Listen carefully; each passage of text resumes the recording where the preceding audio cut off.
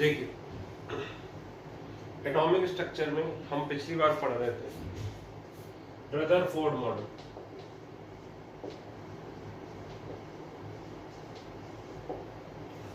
ठीक है, रदरफोर्ड ने क्या बताया था कि एटम के दो हिस्से होते हैं, एक न्यूक्लियस और एक एक्स्ट्रा न्यूक्लियर पार्ट। एक होता है न्यूक्लियस और एक होता है एक्स्ट्रा न्यूक्लियस पार्ट। ठीक, ये होता है एटम। न्यूक्लियस जो होता है वो क्या होता है, पॉजिटिवली चार्ज होता है। अभी उसने प्रोटॉन के बारे में नहीं बताया, अभी तक प्रोटॉन की डिस्कवरी नहीं हुई है। उसने केवल क्या बोला कि ये क्या होती है, positively charged body which is present at the center of atom। और ये एक्स्ट्रा न्यूक्लियर पार्ट क्या होता है, खाली होता है। और इसी पार्ट में क्या होते हैं, इलेक्ट्रॉन। न्यूक्लियस का साइज एक्स्ट्रा न्यूक्लियर पार्ट से क्या होता है, बहुत छोटा होता है। एक्स्ट्रा न्यूक्लियर पार्ट बोल लो या एक्स्ट्रा न्यूक्लियर स्पेस बोल लो, इतना छोटा होता है। आपको बताया था लास्ट लेक्चर में कि सपोज करिए चींटी एक न्यूक्लियस है, तो पूरा एटम कितना बड़ा होगा, जैसे कि मान लीजिए 3 फ्लोर की बिल्डिंग।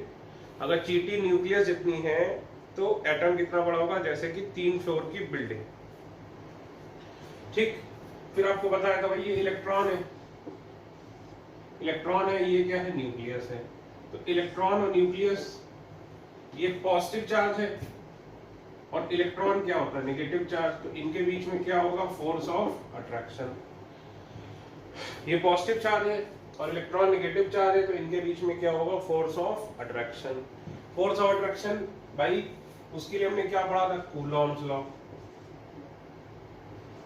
कूलॉम्स लॉ क्या बताता था कि अगर दो चार्जेस Q1 एंड Q2 उनके बीच का डिस्टेंस r है, दो चार्जेस हैं Q1 एंड Q2, उनके बीच का डिस्टेंस है r, तो इनके बीच में फोर्स लगता है वो होता है K Q1 into Q2 upon r²।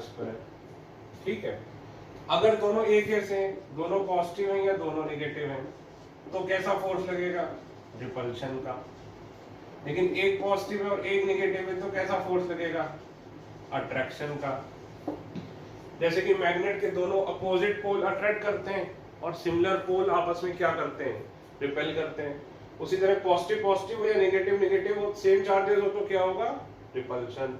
Opposite charges होंगे तो क्या होगा, अट्रैक्शन। यहाँ पर K क्या है, कांस्टेंट। K की वैल्यू कितनी होती है, 1, किसमें, CGS में।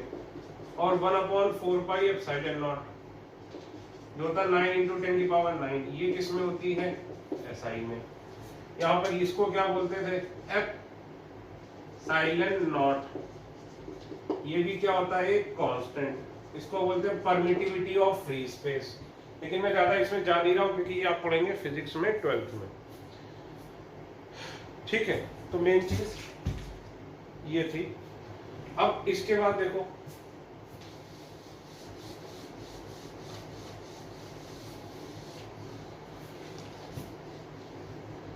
ठीक है, तो ये न्यूक्लियस है, न्यूक्लियस है और इधर क्या है, इलेक्ट्रॉन।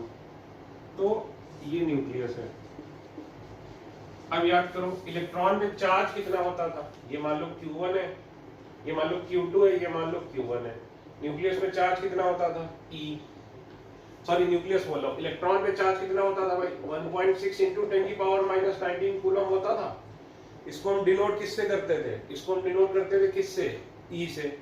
इसी तरह न्यूक्लियस में चार्ज कितना होगा भाई, न्यूक्लियस में मान लो 10 प्रोटॉन है, तो 10 × 4 नॉन 1 प्रोटॉन है कि नहीं। और एक प्रोटॉन पे चार्ज कितना होता था भाई, प्रोटॉन और इलेक्ट्रॉन पे चार्ज क्या होता था, सेम होता था। और दोनों को हम किससे डिनोट करते थे, E से। तो मान लो 10 प्रोटॉन है तो 10 × E, 100 प्रोटॉन है तो 100 × E, X प्रोटॉन है तो X × E, और Z प्रोटॉन है तो न्यूक्लियस में चार्ज कितना हुआ, ZE। Z से क्यों डिनोट किया, क्योंकि Z क्या होता था, याद करो, एटॉमिक नंबर। Z क्या होता था, एटॉमिक नंबर। एटॉमिक नंबर यानी ये क्या है, हम इस पे क्या होते थे, नंबर ऑफ प्रोटॉन्स। ठीक, तो देखो F क्या था, F = K Q1 Q2 upon R²। F equal to K, Q1 कितना है ZE, Q2 कितना है E अपॉन R स्क्वायर। यानी न्यूक्लियस और इसके बीच में कितना फोर्स ऑफ अट्रैक्शन है, K ZE square upon R square. कितना फोर्स ऑफ अट्रैक्शन है, K ZE square upon R square. पता नहीं मैंने लिखवाया था कि नहीं, तो लिख लो कि इसके बाद लिख लो कि force of attraction exist between nucleus and electron. ठीक, तब एक बात बताओ, अगर न्यूक्लियस और इलेक्ट्रॉन के बीच में फोर्स ऑफ अट्रैक्शन है,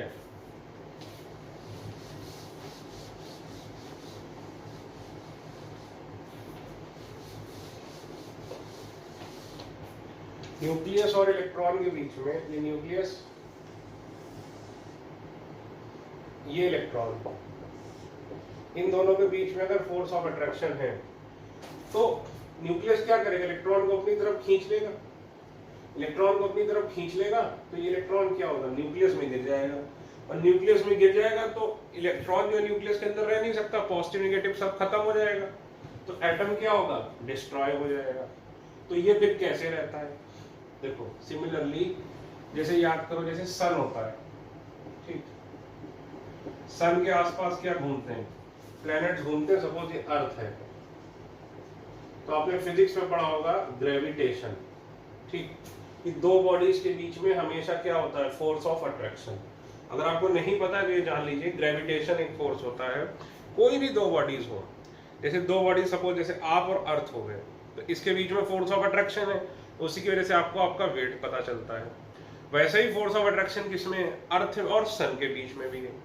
वैसे ही फोर्स ऑफ अट्रैक्शन किसमें, सन और मान लीजिए कोई भी और प्लेनेट के बीच में भी है, अर्थ और मून के बीच में भी है, हमारे और मून के बीच में भी है, इस बॉटल और मेरे बीच में भी है, ठीक। तो भाई इसी तरह सारे प्लेनेट्स भी सन के अराउंड घूमते हैं। भाई अगर ये फोर्स ऑफ अट्रैक्शन है तो भाई बताओ अर्थ सन पे क्यों नहीं गिर जाती है, तो अर्थ सन पे क्यों नहीं गिर जाती है, क्योंकि देखो ये जो फोर्स ऑफ अट्रैक्शन है, एक अपोजिट फोर्स इधर लगता है। कैसे, देखिए कभी भी आप साइकिल चलाइए और टर्न लीजिए, यूं साइकिल या बाइक चलाइए टू व्हीलर और आप टर्न लीजिए, जब भी आप टर्न लेंगे इस साइड तो आप थोड़ा सा इधर बेंड होते हो, ऐसे ऐसे नहीं जाते कि सीधे सीधे गए। अगर सीधे सीधे जाओगे, भाई जैसे मुझे इधर लेफ्ट हैंड साइड टर्न लेना है तो मैं ऐसे आऊंगा और ऐसे हल्का सा झुक जाऊंगा। अगर मैं नहीं झुकूंगा तो क्या होगा, मैं टर्न लेना मेरे लिए क्या होगा, बहुत मुश्किल होगा। इस साइड टर्न लेना होगा तो मैं हल्का सा इस साइड बेंड हो जाऊंगा। कार में भी आपको फील होता है कि जब आप इधर बेंड होते हो तो एक फोर्स ऐसे लगता है, और जो मैरी गो राउंड है, मान लीजिए ऐसे ऐसे आप वो झूले पे बैठे हो, तब भी आपको हमेशा क्या लगता है, डर लगता है, उसमें चक्कर आता है, क्योंकि एक फोर्स फील होता है आपको, ठीक है। तो ये समझिए, जब भी कोई बॉडी सर्कुलर मोशन करती है, जब भी कोई बॉडी सर्कुलर मोशन करती है तो उस पे सेंटर से बाहर की तरफ एक फोर्स लगता है। जब भी कोई बॉडी सर्कुलर मोशन करती है तो उस पे सेंटर से बाहर की तरफ एक फोर्स लगता है। इस फोर्स को क्या बोलते हैं, सेंट्रीफ्यूगल फोर्स। क्या बोलते हैं, सेंट्रीफ्यूगल फोर्स। ये हो सकता है आपने फिजिक्स में 9th-10th में पढ़ा हो, और इसमें हो सकता है आपके और डाउट्स भी हों, तो जो भी इसमें आपके डाउट्स होंगे वो सारे कवर होंगे आपके फिजिक्स में। फिजिक्स में भी मोशन इन 1D चल रहा होगा, उसके बाद आएगा मोशन इन 2D, और फिर 2-3 चैप्टर के और बाद सर्कुलर मोशन आएगा। तो अभी बस इतना आप समझिए कि भाई जैसे सपोज करिए आपने इधर, भाई इधर लेना है तो आप इधर क्यों झुकते हो, इधर इसलिए झुकते हो कि जैसे ही आप इधर जा रहे हो आप पे एक फोर्स लगता है, जैसे ये आप हो सपोज, आप पे एक फोर्स लगता है, जैसे ये सेंटर हो गया जो आपको इधर भेजता है, तो आप अपनी बॉडी क्या करते हो, ऐसे झुका देते हो, जिससे कि ये फोर्स बैलेंस हो गया। अगर ये नहीं समझ में आए तो एक और चीज आप देख सकते हो कि सपोज करिए आप ऐसे ये फील करिएगा, बाल्टी में पानी भरिए और उसको तेजी से रोटेट करिए, ऐसे बाल्टी में पानी भर के ऐसे ऐसे ऐसे, या किसी भी उसमें पानी भर के तेजी से रोटेट करिए। जब आप उसको तेजी से रोटेट करते हैं तो ये आप फील कर सकते हैं कि जब पानी ऊपर जाएगा तब भी पानी नीचे गिरता नहीं है, जबकि कायदे से तो पानी को गिर जाना चाहिए, क्योंकि पानी का क्या होता है, वेट। लेकिन तब भी पानी नीचे नहीं गिरता। पानी नीचे क्यों नहीं गिरता? क्योंकि वाटर का यहाँ पर एक, ये भी सर्कुलर मोशन कर रहा है, ये देखो, तो यहाँ पर एक फोर्स लग रहा है इसकी तरफ, ये सेंटर हो गया, तो सेंटर से अपोजिट एक फोर्स लगता है जो वाटर को ऊपर रखता है। यूं वाटर का वेट नीचे आने की कोशिश करता है और सेंटर से जो वेट है वो इधर जाने की कोशिश करता है।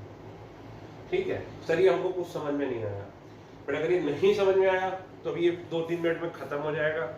इसका यूज केमिस्ट्री में बिल्कुल भी नहीं है, ये केमिस्ट्री का टॉपिक भी नहीं है, ये फिजिक्स में आपका आएगा 2-3 चैप्टर बाद। तो जिसको इसमें डाउट है वो तब क्लियर हो जाएगा।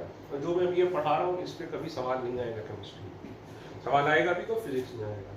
ठीक है, अभी के लिए इतना जानो कि कोई भी बॉडी जब सर्कुलर मोशन करती है तो उस पर एक फोर्स लगता है अवे फ्रॉम द सेंटर, उस पर एक फोर्स लगता है अवे फ्रॉम द सेंटर। उस फोर्स को क्या बोलते हैं? Centrifugal force. उस फोर्स को क्या बोलते हैं? Centrifugal force. हालांकि इनर्शियल फ्रेम ऑफ रेफरेंस में जाओगे तो वो सूडो फोर्स है, लेकिन ये फिजिक्स में डिस्कस नहीं करूंगा अभी। तो देखो, तो रदरफोर्ड ने क्या बोला? रदरफोर्ड के सामने साइंटिस्ट लोगों ने क्या क्वेश्चन दिया? रदरफोर्ड के सामने साइंटिस्ट लोगों ने ये क्वेश्चन दिया कि भाई ये न्यूक्लियस है और तुम कह रहे हो कि ये इलेक्ट्रॉन है, और इसके बीच में कूलॉम लॉ के हिसाब से क्या लगेगा? Force of attraction. तो इस इलेक्ट्रॉन को तो न्यूक्लियस में गिर जाना चाहिए, तो इलेक्ट्रॉन न्यूक्लियस में क्यों नहीं गिरता है? तो रदरफोर्ड ने दिमाग लगाया कि भाई प्लैनेट्स भी तो घूमते रहते हैं सन की तरफ, और सन भी उनको प्लैनेट्स को क्या करता है? अट्रैक्ट करता है। तब भी कोई भी प्लैनेट जो है सन पे नहीं गिरता। क्यों नहीं गिरता? क्योंकि वो क्या करते हैं? Circular motion. वो क्या करते रहते हैं सन के अराउंड? Circular motion. जब भी कोई बॉडी सर्कुलर मोशन करती है तब क्या होता है? एक फोर्स लगता है। फोर्स कहां से कहां लगता है? Away from the centre. जब भी कोई बॉडी सर्कुलर मोशन करती है तब क्या होता है? एक फोर्स लगता है। फोर्स कहां लगता है? Away from the centre. उस फोर्स को क्या बोलते थे? Centrifugal force. तो उसने क्या बोला? इलेक्ट्रॉन इसलिए नहीं गिरता है क्योंकि इलेक्ट्रॉन क्या कर रहा है? रोटेट कर रहा है, जैसे कि प्लैनेट रोटेट करते हैं अराउंड द सन। इसीलिए तो रदरफोर्ड का मॉडल है, इसको Rutherford planetary model of atom भी बोलते हैं। ये रदरफोर्ड का मॉडल पढ़ रहे हैं, इसको Rutherford planetary model of atom भी बोलते हैं। तो उसने क्या बोला कि ये जो सेंट्रीफ्यूगल फोर्स लगेगा, इधर लग रहा फोर्स ऑफ अट्रैक्शन, इधर क्या लग रहा है? Centrifugal force. ये किसके इक्वल होता है? mv²/r के। जहां m क्या है? मास ऑफ इलेक्ट्रॉन, v क्या है? वेलोसिटी, और r क्या है? ये रेडियस। ठीक है सर, ये कहां से आया? ये सब पढ़ोगे फिजिक्स में। ठीक, तो उसने क्या बोला? इलेक्ट्रॉन क्यों नहीं गिरता है? क्योंकि जैसे कि सन भी खींचता है अर्थ को और बाकी प्लैनेट्स को, लेकिन अर्थ और बाकी प्लैनेट जो है सन पे नहीं गिरते। उसी तरह क्यों नहीं गिरते? क्योंकि वो सन के अराउंड क्या कर रहे हैं? Circular motion. उसी तरह न्यूक्लियस के अराउंड भी इलेक्ट्रॉन क्या करता है? Circular motion. और जब वो सर्कुलर मोशन करता है तब क्या होता है? उस पर एक फोर्स लगता है। वो फोर्स कहाँ लगता है? Away from the centre. उस फोर्स को क्या बोलते हैं? Centrifugal force. उसकी वैल्यू कितनी होती है? mv²/r। तो ये गिरता क्यों नहीं है? क्योंकि ये फोर्स ऑफ अट्रैक्शन इक्वल होता है किसके? सेंट्रीफ्यूगल फोर्स के। तो लिखो क्या लिखवाया था कि, देखिए क्या लिखवाया था, मैं भूल गया, मैं फिर से बोल रहा हूँ, देखना। ये लिखा था कि नहीं कि there exists force of attraction between the nucleus and the electron, so electron should fall into the nucleus, so electron should fall into the nucleus, but electron does not fall into the nucleus. क्यों भाई? लिखो but electron does not fall into the nucleus। अभी लिखना बाद में, लिखो पहले, मतलब ये बाद में बनाना, अभी लिखो पहले। but electron does not fall into the nucleus because according to Rutherford, electron undergoes circular motion. Electron undergoes circular motion. So a centrifugal force act on electron. So a centrifugal force acts on electron, bracket में लिखना away from the center, bracket में लिखना away from the center, bracket close, which is equal to electrostatic force of attraction towards nucleus, which is equal to electrostatic force of attraction towards nucleus. ये जो force of attraction था, इस force of attraction को क्या बोलते हैं? Electrostatic force of attraction. इस force of attraction को क्या बोलते हैं? Electrostatic force of attraction.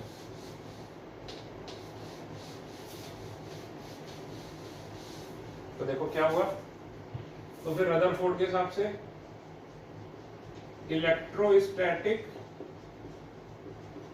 Force of attraction, ये किधर लग रहा है? Towards the centre. अब मान लो एक बॉडी पे 10 न्यूटन का फोर्स इधर लगाओ और 10 न्यूटन का इधर लगाओ, तो बताओ ये बॉडी कहाँ जाएगी? कहीं नहीं जाएगी भाई, वहीं पे रहेगी। सपोज करिए आप छोटे भाई या बहन के साथ ये बॉटल छीनने की कोशिश करिए, जितनी ताकत आपकी उतनी ही आपके भाई की या बहन की, तो बताओ ये कहीं जाएगी? बॉटल नहीं जाएगी। तुम इधर से खींचोगे, इधर से यही रह जाएगी। तो जितना फोर्स इधर है उतना ही फोर्स उधर है। तो इलेक्ट्रोस्टैटिक फोर्स ऑफ अट्रैक्शन किसके इक्वल हो गया? सेंट्रीफ्यूगल फोर्स के, यानी K Q1 Q2 upon R square equal to centrifugal force कितना है? mv square upon R। लिख लो। तो उसने बोला कि ये बैलेंसिंग हो जाती है, इसलिए इलेक्ट्रॉन नहीं गिरता न्यूक्लियस में।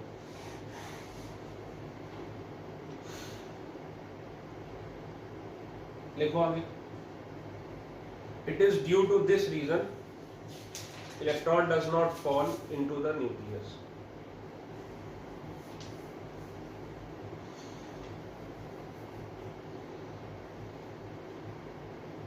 It is due to this reason electron does not fall into the nucleus. ये सब आप बहुत डिटेल में पढ़ेंगे फिजिक्स में 12th के एंड में।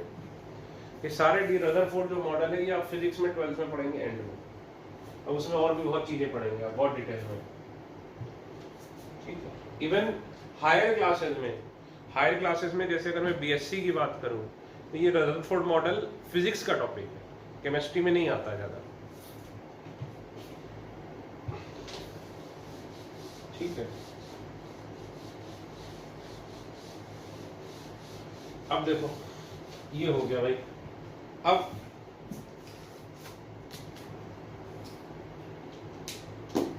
हेडिंग डालो लिमिटेशंस ऑफ रदरफोर्ड मॉडल।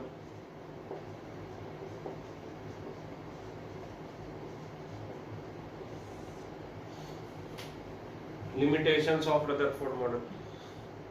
तो भाई रदरफोर्ड मॉडल की लिमिटेशन क्या थी? सबसे पहली बात थी, सुनिए, कि एक साइंटिस्ट था मैक्सवेल। सर इसका तुमने कभी नाम ही नहीं सुना? बेटा ये समझ लो, अगर आपने न्यूटन और आइंस्टीन, ठीक है, तो मैक्सवेल जो है वो कहीं से भी आइंस्टीन से कम तो नहीं था। इसका जो कंट्रीब्यूशन है साइंस में, एटलीस्ट वो कंट्रीब्यूशन जो है वो आइंस्टीन से बहुत ज्यादा है। तो अगर हम बोले साइंस में सबसे ज्यादा कंट्रीब्यूशन न्यूटन का, सेकंड नंबर पे आएगा फिजिक्स में कंट्रीब्यूशन मैक्सवेल का। ये आप पढ़ते क्यों नहीं है? क्योंकि इसने जो थ्योरी दी है वो आप बेसिकली फिजिक्स थर्ड ईयर में पढ़ोगे अगर बीएससी करोगे, या इंजीनियरिंग में पढ़ोगे फर्स्ट ईयर में। इसकी थ्योरी थोड़ी सी टफ है, तो बच्चे नहीं पढ़ते, बच्चे मतलब 12th तक इसकी थ्योरी आप नहीं पढ़ते हो। लेकिन ये था बहुत बड़ा साइंटिस्ट। जब रदरफोर्ड, जैसे आज आपके दिल में आइंस्टीन के लिए इज्जत है, तो उस समय जब रदरफोर्ड मॉडल आया था तो आइंस्टीन से ज्यादा इज्जत उस समय मैक्सवेल के लिए थी लोगों के दिल में, और आज भी है। तो सुनो, मैक्सवेल ने, एक साइंटिस्ट ने मैक्सवेल का पॉइंट उठाया। उसने बोला कि मैक्सवेल ने बोला है कि जब भी कोई, पहले सुन लेना ध्यान से फिर लिखना, जब भी कोई चार्ज्ड पार्टिकल एक्सेलरेट करता है, जब भी कोई चार्ज पार्टिकल एक्सेलरेट करता है तो क्या होता है? उसकी एनर्जी कम हो जाती है। जब भी कोई चार्ज पार्टिकल एक्सेलरेट करता है तो उसकी एनर्जी कम हो जाती है। कैसे? वो energy it loses energy in the form of radiation. सुनिएगा ध्यान से, जिससे याद हो लिखा दूंगा अभी सारा। उसने क्या बोला कि whenever a charged particle undergoes acceleration, its energy decreases continuously. It loses energy in the form of radiation.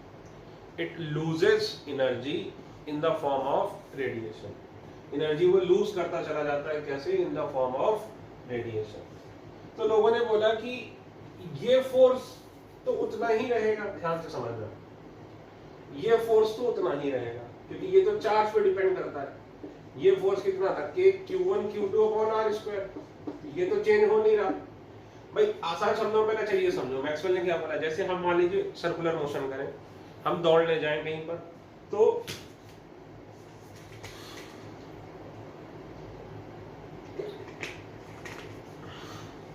अगर हम दौड़ेंगे लगातार तो क्या होगा? हम थक जाएंगे, हमारी एनर्जी क्या होगी? धीरे धीरे धीरे कम होती चली जाएगी।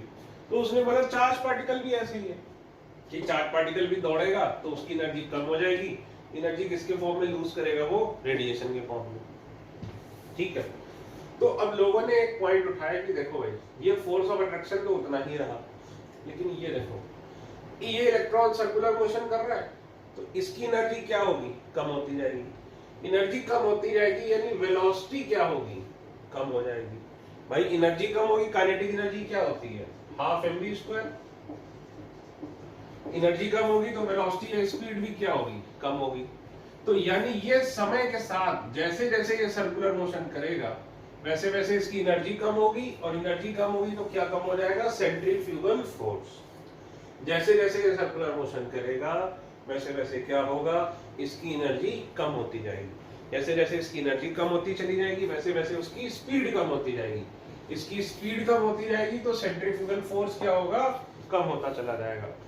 तो अगर सेंट्रीफ्यूगल फोर्स कम होता चला गया, सेंट्रीफ्यूगल फोर्स ही तो था जो क्या कर रहा था? न्यूक्लियस से बचा रहा था इसको। तो ये धीरे धीरे क्या होगा? न्यूक्लियस में खुद ही गिर जाएगा। ये इलेक्ट्रॉन क्या होगा? धीरे धीरे धीरे धीरे इलेक्ट्रॉन, ये देखो सेंट्रीफ्यूगल फोर्स कम होता जाएगा और ये घूम घूम के क्या होगा? Ultimately it will fall into the nucleus. और अगर इलेक्ट्रॉन न्यूक्लियस में आ गया तो एटम क्या होगा? डिस्ट्रॉय हो जाएगा। अगर इलेक्ट्रॉन न्यूक्लियस में आ गया तो एटम क्या होगा? डिस्ट्रॉय हो जाएगा। तो सर लिखो, पहले अभी इतना लिख लेते हैं फिर आगे चलते हैं। लिखो, according to Maxwell,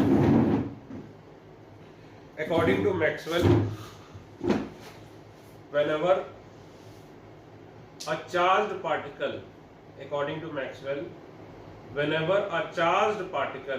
undergoes acceleration,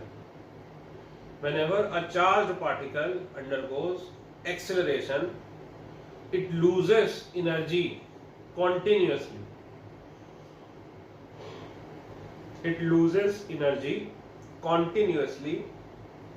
In the form of radiation. It loses energy continuously in the form of radiation. ठीक, लाइन चेंज करके लिखो कि इलेक्ट्रॉन, पहला ही पॉइंट है ये, बस पैराग्राफ चेंज करके लिख लो कि electron is also a charge particle, so while moving around the nucleus,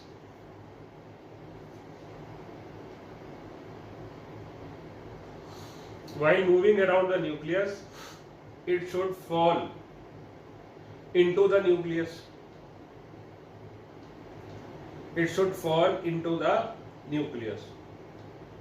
And hence atom would become unstable. तो ये गिर जाएगा, गिर जाने से क्या होगा? एटम क्या होगा? अनस्टेबल हो जाएगा।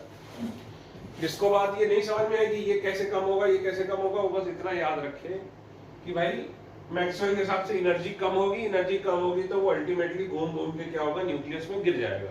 इसको ये नहीं समझ में आया कोई बात नहीं, वैसे भी ये फिजिक्स का ही मेन टॉपिक है। तो वो घूम के जिसकी एनर्जी, भाई मैक्सवेल ने क्या बोला कि अगर चार्ज पार्टिकल एक्सेलरेट करेगा तो उसकी एनर्जी कम होगी, it will lose energy in the form of radiation. Energy कम होगी तो वो अल्टीमेटली न्यूक्लियस में गिर जाएगा, न्यूक्लियस में गिर जाएगा तो एटम क्या हो जाएगा, unstable.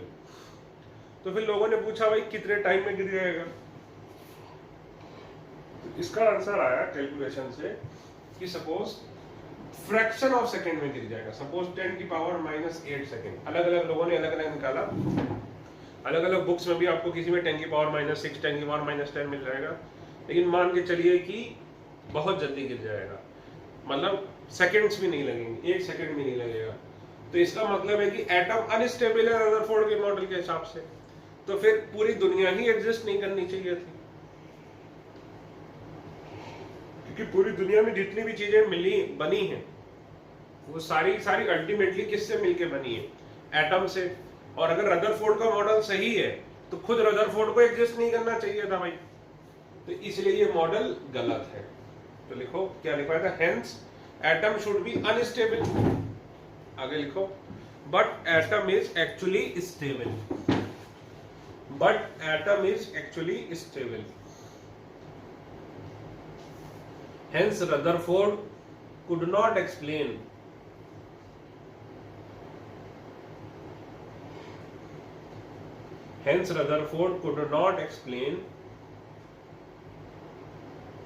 stability of atom, hence Rutherford could not explain stability of atom। तो सबसे बड़ा ब्लो था वो यही था, पहला पॉइंट, ये पहला पॉइंट था। अब लिखो second point, it could not explain line spectrum of elements, it could not explain line spectrum of elements। Sir ये लाइन स्पेक्ट्रम क्या होता है, अभी 4-5 लेक्चर में आ जाएगा। तीसरा point, it cannot explain distribution of electrons, it cannot explain distribution of electron around the nucleus, it cannot explain distribution of electron around the nucleus and their energies, यानी ये electron nucleus के कैसे कैसे होगा और उसकी एनर्जी कैसी होगी, डिस्ट्रीब्यूशन एंड देयर एनर्जी। तो फिर से देखो भाई रदरफोर्ड मॉडल क्या था, रदरफोर्ड ने क्या बोला, जल्दी जल्दी, न्यूक्लियस होता है, न्यूक्लियस के आसपास एक्स्ट्रा न्यूक्लियर पार्ट होता है, न्यूक्लियस और इलेक्ट्रॉन के बीच में फोर्स ऑफ अट्रैक्शन होता है, इलेक्ट्रॉन सर्कुलर मोशन करता है, सर्कुलर मोशन करने से क्या लगता है, सेंट्रीफ्यूगल फोर्स, इधर एक फोर्स लगता है, फोर्स ऑफ अट्रैक्शन माइनस और प्लस वाला, सर्कुलर मोशन करने से क्या लगता है, एक सेंट्रीफ्यूगल फोर्स। ये फोर्स और ये फोर्स क्या होते हैं, बराबर, उसकी वजह से इलेक्ट्रॉन घूमता रहता है, यहाँ पे गिरता नहीं है, ठीक। लेकिन इस पे क्या आपत्ति आई, पहली आपत्ति आई मैक्सवेल की। मैक्सवेल ने क्या बोला, मैक्सवेल ने बोला कि भाई जो इलेक्ट्रॉन है वो एक चार्ज पार्टिकल है, और जब भी कोई चार्ज पार्टिकल एक्सेलरेट करेगा तो उसकी एनर्जी कम होती जाएगी, जब भी कोई चार्ज पार्टिकल एक्सेलरेट करेगा तो उसकी एनर्जी कम हो जाएगी, it will lose energy in the form of radiation. Electron भी एनर्जी लूज करेगा, तो एनर्जी लूज करते करते उसको ऐसे ऐसे स्पाइरल बना के अल्टीमेटली वो क्या होगा, it will fall into the nucleus, और पॉजिटिव नेगेटिव साथ आ गए तो क्या हो जाएगा, एटम अनस्टेबल। तो एटम क्या होना चाहिए, अनस्टेबल, लेकिन एक्चुअली एटम क्या होता है, स्टेबल, इसीलिए रदरफोर्ड का मॉडल गलत है, पहला पॉइंट। दूसरा पॉइंट, ये क्या नहीं बता पाया, It cannot explain line spectrum of elements। अब सर ये क्या चीज होती है, ये भी आ जाएगा 5 से 6 लेक्चर में आ जाएगा, लाइन स्पेक्ट्रम क्या होता है। तो ये लाइन स्पेक्ट्रम नहीं बता पाया, और ये क्या नहीं बता पाया कि distribution of electron around the nucleus कैसा है, भाई न्यूक्लियस के अराउंड अगर इलेक्ट्रॉन्स है तो वो कैसे हैं और क्यों है, और किसकी एनर्जी ज्यादा है किसकी एनर्जी कम है। तो ये सारे क्वेश्चंस का जवाब रदरफोर्ड नहीं दे पाया था, इसलिए रदरफोर्ड मॉडल फेल हो गया, ठीक है भाई। तो ये तो ही रदरफोर्ड की बात। अब देखो नोट, कुछ एक्स्ट्रा पॉइंट हम पढ़ लेते हैं। कुछ ऐसी एक्स्ट्रा बातें। ये बातें मैं कैसे पता है भाई? Modern experiments. तो लिखो by modern experiments we know that कि भाई रेडियस ऑफ एटम कितना होता है? लगभग होता है 10 की पावर -10 मीटर, ये 10 की पावर -8 सेंटीमीटर, ये अप्रोक्सीमेटली 1 एंगस्ट्रॉम, अगर आपको एंगस्ट्रॉम पता है तो। ठीक है, रेडियस ऑफ एटम कितना होता है? 10 की पावर -10 मीटर के आसपास। और रेडियस ऑफ न्यूक्लियस कितना होता है? देखो कितना छोटा है, 10 की पावर -15 मीटर या फिर 10 की पावर -13 सेंटीमीटर। लिखो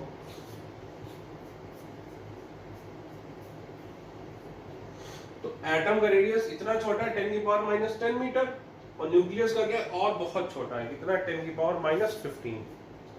तो नेक्स्ट लाइन लिखो देयरफॉर, डिवाइड कर दो, डिवाइड कर दो तो ये आ जाएगा। बोलो भाई, अब एक बात बताओ,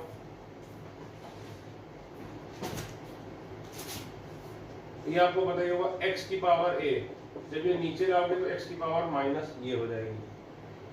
जैसे 1/10 की पावर +2, तो ये ऊपर जाएगा तो क्या लिखोगे? 10 की पावर -2। 1/10 की पावर -2, इसको ऊपर ले जाओगे तो 10 की पावर +2 हो जाएगा। ये हो सकता है पता, आपको नहीं पता है तो रिवीजन हो गया। ठीक है, तो अब इसको ऊपर ले जाओ, यूनिट सेम है देखो, तो ये हो जाएगा 10 की पावर +15। तो जब बेस सेम हो तो पावर ऐड हो जाती है, यानी a की पावर x इंटू a की पावर y कितना होता है? a की पावर x + y। अगर नीचे वाला सेम हो तो पावर ऐड हो जाती है, नीचे वाला सेम और आपस में क्या हो? मल्टीप्लिकेशन, तो पावर ऐड हो जाती है। ठीक है, तो ये कितना हो जाएगा? 10 की पावर +5। इसीलिए हम क्या बोलेंगे कि radius of atom is equal to 10 की power 5 into radius of nucleus. 10 की पावर 5 मतलब 1,00,000 गुना ज्यादा बड़ा है न्यूक्लियस से। कौन? एटम का जो साइज है, एटम का जो साइज है वो न्यूक्लियस से 1,00,000 गुना बड़ा है। ठीक है ना, 10 की पावर 5 कितना हुआ? 1,00,000 हो गया, तो 1,00,000 गुना बड़ा है एटम जो है वो न्यूक्लियस से। ठीक है, क्वेश्चन पता नहीं कितने क्वेश्चन हो गए अभी तक, मान लो क्वेश्चन नंबर 9 है। Find out the value of volume of atom upon volume of nucleus. Find out the value of volume of atom upon volume of nucleus.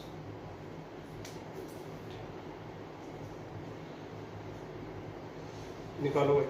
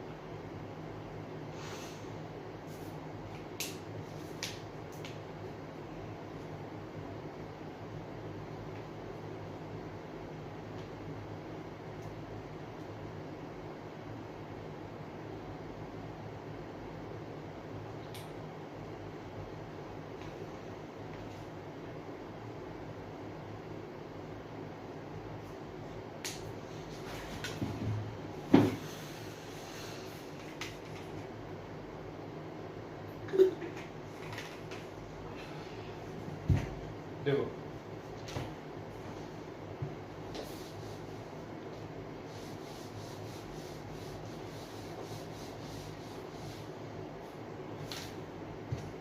भाई, वॉल्यूम क्या होगा? इसको दोनों को स्फीयर मानोगे? स्फीयर का वॉल्यूम क्या होता है? 4/3 πr³ अपॉन न्यूक्लियस को भी स्फीयर मानोगे, स्फीयर का वॉल्यूम क्या होता है 4/3 पाई are cube.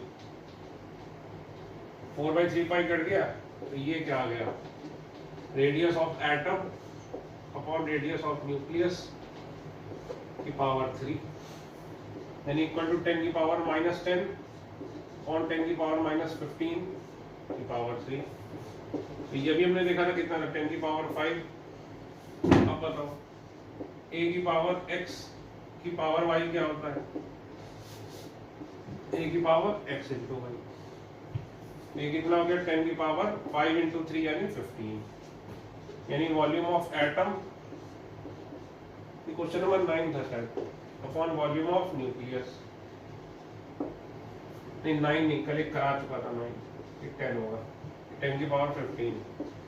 Volume of atom कितना होगा 10 की power 15 times volume of nucleus.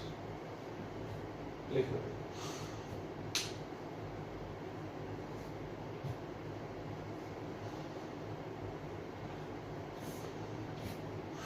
ठीक है। अगला पॉइंट लिख लो नोट करके फिर से कि density of nucleus is approximately 10 की power 11 kg per centimeter cube. Density of nucleus is approximately 10 की power 11 kg per centimeter cube.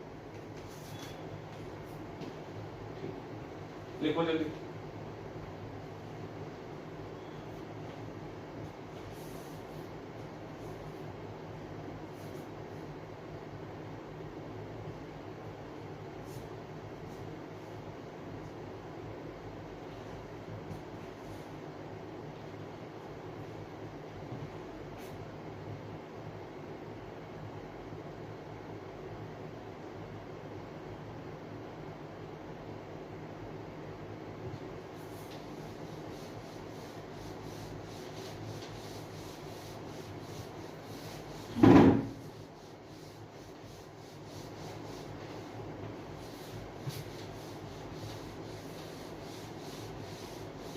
देखिए तो अब अगला आएगा बोर मॉडल, यानी बोर ने कहीं ना कहीं मैक्सवेल की बात को डील किया होगा।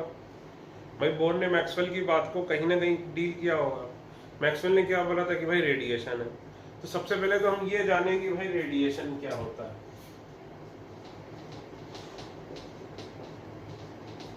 ठीक है, तो हमें आज का बचा हुआ लेक्चर और नेक्स्ट लेक्चर और शायद ये दोनों हम पढ़ेंगे कि रेडिएशन क्या होता है। तो देखिए रेडिएशन मतलब अभी के लिए आप समझिए कि क्या होता है लाइट। रेडिएशन मतलब लाइट मतलब जो हमें दिखती है वो नहीं, जो हमें दिखती है वो तो कैसी लाइट है, वो तो सिर्फ विजिबल लाइट है।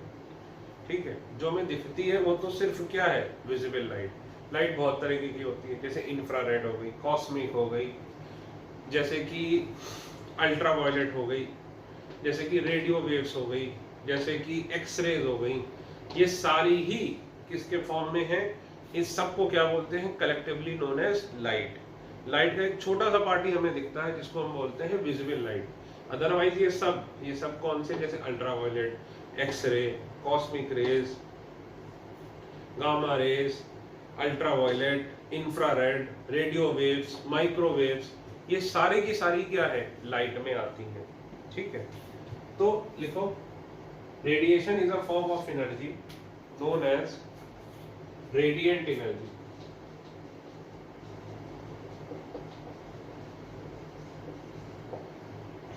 Radiation is a form of energy known as radiant energy. अब देखो जैसे कहीं से भी लाइट आ रही है, सपोज सन से आ रही है, लाइट आ रही है, तो पहले ही लेक्चर में आपको बताया था लाइट इज नॉट मैटर।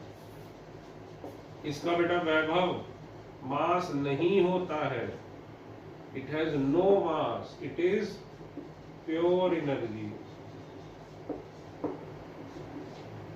ठीक है, अब इसमें गूगल मत करना, गूगल करोगे तो और नई चीजें मिलेंगी आपको, नई चीजें। लाइट एनर्जी भी नहीं है प्योर, तो वो सब अभी रिसर्च की स्टेज में है, तो हमें वही चीजें पढ़नी है जो प्रूव हो चुकी है। अगर आप ज्यादा इंटरेस्टेड हो तो 2 साल मेहनत करो, अच्छे आईआईटी जाओ, अच्छे प्रोफेसर के अंदर फिर रिसर्च करो, लेकिन अभी रिसर्च मत करो, अभी आईआईटी जाने का सोचो। तो लाइट क्या है? नॉट मैटर, उसका कोई भी मास नहीं है, ये क्या है? Pure energy. तो अब एनर्जी रेडिएशन होता कैसे है? एक बॉडी दूसरी बॉडी, एक बॉडी से दूसरी बॉडी तक रेडिएशन जाता है इन the form of radiant energy. एक बॉडी क्या करती है? Emits radiation,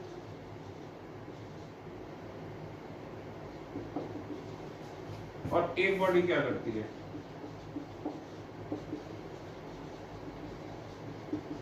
absorb radiation. एक बॉडी रेडिएशन इमिट करती है, एक बॉडी क्या करती है? दूसरी बॉडी एब्जॉर्ब करती है रेडिएशन। तो लिखो एनर्जी कैसे ट्रांसफर होती है? एनर्जी इज ट्रांसफर्ड फ्रॉम, पहले लिखो फिर ये डायग्राम बनाना। Energy is transferred from one body to another in the form of radiation. Energy is transferred from one body to another in the form of radiation. One body loses energy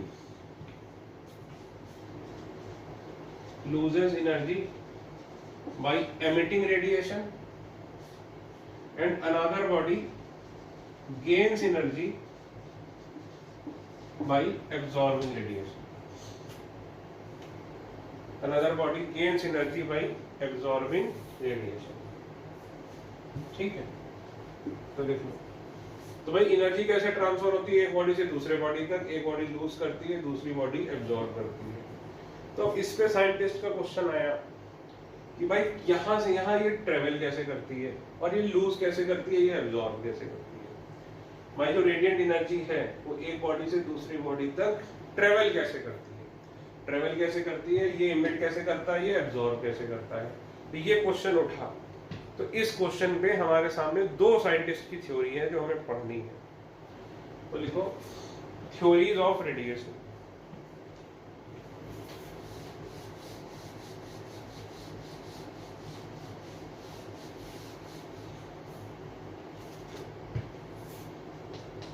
theories of radiation. तो पहला है Maxwell's electromagnetic theory of radiation. वही Maxwell इसने Rutherford में limitation लगाई थी। तो पहली theory Maxwell electromagnetic theory of radiation, दूसरी प्लैंक्स क्वांटम थ्योरी। ठीक है, तो सर दोनों थ्योरी हैं, तो दोनों में सही कौन सी है? बेटा दोनों ही थ्योरी एक साथ सही है और एक साथ गलत भी है। सर ये कैसे? ये बात तो समझ में नहीं आई। मतलब कि देखिए लाइट की बहुत सारी प्रॉपर्टीज होती है, उसमें से कुछ प्रॉपर्टीज को ये एक्सप्लेन कर पाता है, लेकिन कुछ प्रॉपर्टीज को ये एक्सप्लेन नहीं कर पाता। जिन प्रॉपर्टीज को ये एक्सप्लेन नहीं कर पाता वो ये एक्सप्लेन कर देता है। ये मोस्ट ऑफ द प्रॉपर्टीज को एक्सप्लेन नहीं कर पाता, लेकिन कुछ प्रॉपर्टीज है जो सिर्फ इसी से एक्सप्लेन होती है। इसीलिए हमें ये दोनों थ्योरी पढ़नी पड़ेगी। ठीक है, तो हेडिंग डालो पहली, Maxwell electromagnetic theory of radiation.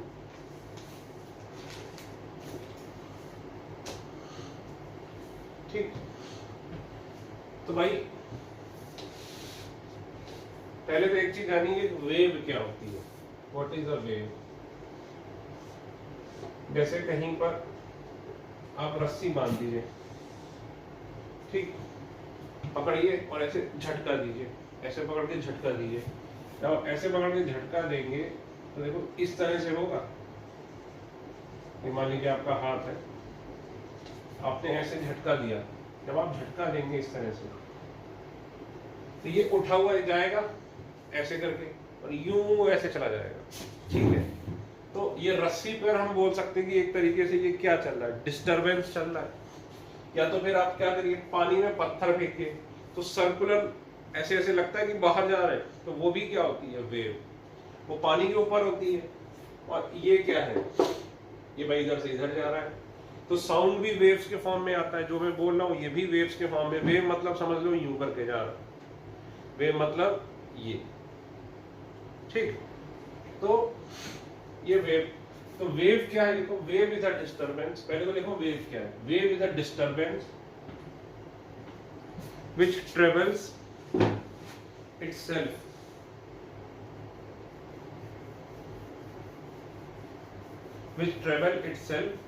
in a particular medium, which travel itself in a particular direction, which travels itself in a particular direction. For example, ripples on water surface, है कि नहीं? Ripples on water surface. अब देखो waves भी दो तरह की होती हैं।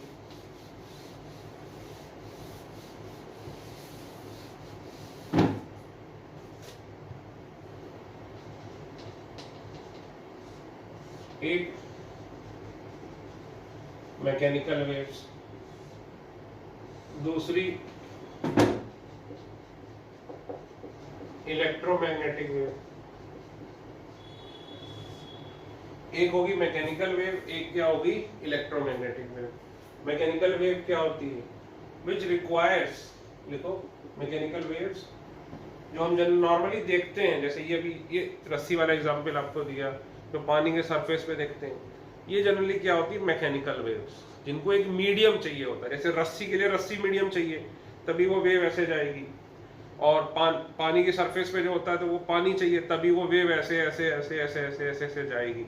तो लिखो कि मैकेनिकल वेव्स, तो those waves which require material medium to travel, those waves which require material medium to travel are known as mechanical waves, ठीक। अब इलेक्ट्रोमैग्नेटिक वेव्स में लिखो कि those waves which do not require any mechanical medium to travel are known as electromagnetic waves. Those waves which do not require any mechanical medium to travel are known as electromagnetic waves, ठीक है। तो अब देखो Maxwell theory, Maxwell ने क्या बोला,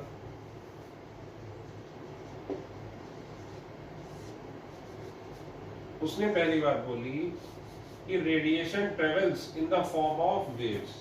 जैसे एक बॉडी से दूसरी बॉडी तक रेडिएशन कैसे जाता है भाई, इन the form of waves. Radiation travels in the form of waves, लिखो पहला पॉइंट। तो फिर ये डायग्राम बनाओ कि radiation travels in the form of waves. भाई यहां से क्या जा रहा है, रेडिएशन। रेडिएशन का मतलब ये भी आपको बताया, अभी आप क्या मान के चलो, लाइट, ठीक है। और light is a form of energy, light is pure energy, it has no mass, negligible mass नहीं, लाइट का कोई भी मास नहीं है, it has no mass, it is pure energy. तो मैक्सवेल ने क्या बोला कि एक बॉडी से दूसरी बॉडी तक एनर्जी, रेडिएशन, रेडिएशन यानी कि लाइट एनर्जी कैसे जाती है, it travels in the form of waves, it travels in the form of waves. दूसरा पॉइंट उसने क्या बोला कि ये बहुत जरूरी पॉइंट है, रेडिएशन इज कॉन्टिन्यूअस। रेडिएशन क्या है, कॉन्टिन्यूअस है। कॉन्टिन्यूअस है मतलब क्या है कि जैसे सपोज यहाँ लाइट बल्ब एक जल रहा है, आपको रोशनी आ ही रही है, तो ये लाइट बल्ब तब तक जलता ही रहेगा जब तक कि मैं स्विच ना बंद कर दूं। यानी लगातार इससे वेव्स ऐसे ऐसे ऐसे ऐसे ऐसे आते रहेंगी, ये बीच में रेस्ट नहीं लेगा।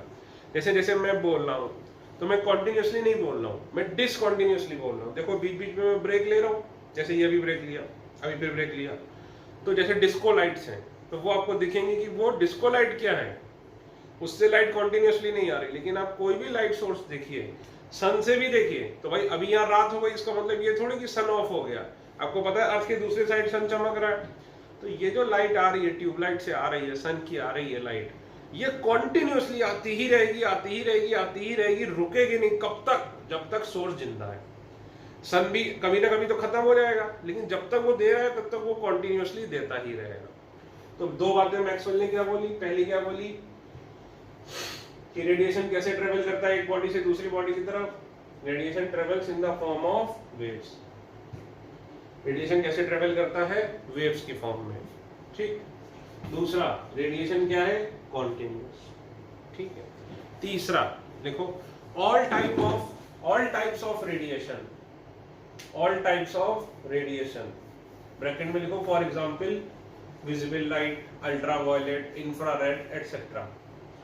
All type of radiations, all type of radiation से क्या मतलब? ब्रैकेट में लिखो ultraviolet, visible light, infrared etcetera, bracket close, travels with the same speed, travels with the same speed, that is speed of light.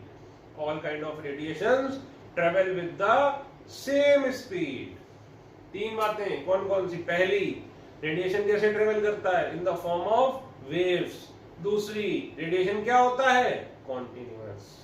तीसरी, जितने भी type of radiation है, चाहे वो इंफ्रारेड लाइट हो, चाहे विजिबल हो, चाहे एक्सरे, वो किस स्पीड से ट्रेवल करेगी? With the speed of light. लिखो आगे सी, जो कि कितना होता है? 3 × 10⁸ मीटर पर सेकेंड। ठीक है।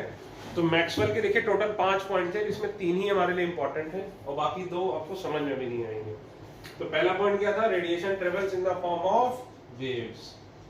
दूसरा पॉइंट क्या है कि रेडिएशन क्या है? कॉन्टिन्यूअस। तीसरा पॉइंट क्या है कि all type of radiation travels with the speed of light. अब मैं 2 पॉइंट और बता रहा हूं। चौथा पॉइंट आपको क्लियर होगा 12th के एंड में फिजिक्स में, अभी हमें केवल लिखना है। पांचवा पॉइंट, जो बच्चे इंजीनियरिंग करेंगे उनको वो जाकर सेकेंड ईयर में क्लियर होगा, जो बच्चे मेडिकल करेंगे उनको कभी भी क्लियर नहीं होगा। तो 2 पॉइंट हमें याद करने हैं। लिखो चौथा पॉइंट, लिखो energy of radiation is, physics में चौथे पॉइंट का प्रूफ भी मिलेगा आपको 12th में। Energy of radiation is, basically ये फिजिक्स है, ये केमिस्ट्री नहीं है जो मैं आपको पढ़ा रहा हूं। देखो, energy of radiation is directly proportional to intensity of radiation. Energy of radiation is directly proportional to intensity of radiation. ठीक है। पांचवा पॉइंट पहले लिख लो फिर समझाता हूं। ये पांचवा पॉइंट आपको मेरे समझाने से समझ में नहीं आएगा, 12th में फिजिक्स में भी नहीं आएगा। अगर आप आईआईटी जाते हैं तो फर्स्ट ईयर या सेकेंड ईयर में आएगा, मेडिकल में तो कभी नहीं आएगा। तो पांचवा पॉइंट हमें केवल याद करना है बस। ये कभी आज तक पूछा भी नहीं गया किसी भी एग्जाम में। लिखो, radiation waves are associated with electric field as well as magnetic field. Radiation waves are associated with electric field as well as magnetic field. Electric and magnetic fields are perpendicular. आगे लिखो, electric and magnetic fields are perpendicular to each other, are perpendicular to each other and also to the direction of propagation of wave, and also to the direction of propagation of wave, also to the direction of propagation of wave. Therefore radiations are called as electromagnetic radiation. Therefore radiations are called as electromagnetic radiations, and they do not require material medium to travel, and they do not require material medium to travel. देखो, जैसे ये देखिए, ये तीनों आपस में perpendicular है, मेरा अंगूठा, ये उंगली और ये उंगली। तो ये देखिए, तो मैक्सवेल ने क्या बोला कि सपोज वेव इधर जा रही है, आपकी तरफ आ रही है ये, ठीक है, तो आपकी तरफ जो वेव आ रही है तो इसके साथ एक एसोसिएटेड है इलेक्ट्रिक फील्ड और इसके साथ एसोसिएटेड है मैग्नेटिक फील्ड, इसके साथ एक एसोसिएटेड इलेक्ट्रिक फील्ड और इसके साथ एसोसिएटेड है क्या मैग्नेटिक फील्ड, और तीनों आपस में क्या है परपेंडिकुलर। ये देखो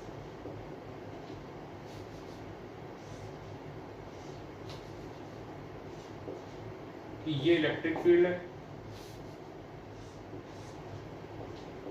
ये मैग्नेटिक फील्ड, और ये देखो ये आपकी तरफ आ रहा है ये magnetic field B, magnetic field को दिखाते हैं बी से,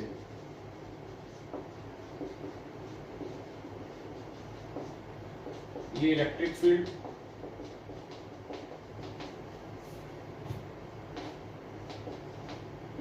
और ये क्या है डायरेक्शन ऑफ प्रोपोगेशन। प्रोपोगेशन मतलब मूवमेंट ऑफ वेव। देखो जरा ये जो अंगूठा है ये क्या है बी मैग्नेटिक फील्ड, ठीक है। ये जो उंगली है ये क्या है इलेक्ट्रिक फील्ड, और ये जो उंगली आपकी तरफ आ रही है मार्कर वाली ये क्या है डायरेक्शन ऑफ वेव। तो देखो सपोज ये वेव ऐसे आ रही है आपकी तरफ, तो ये देखो इलेक्ट्रिक फील्ड इस तरह से चलेगी और मैग्नेटिक फील्ड इस तरह से चलेगी। ये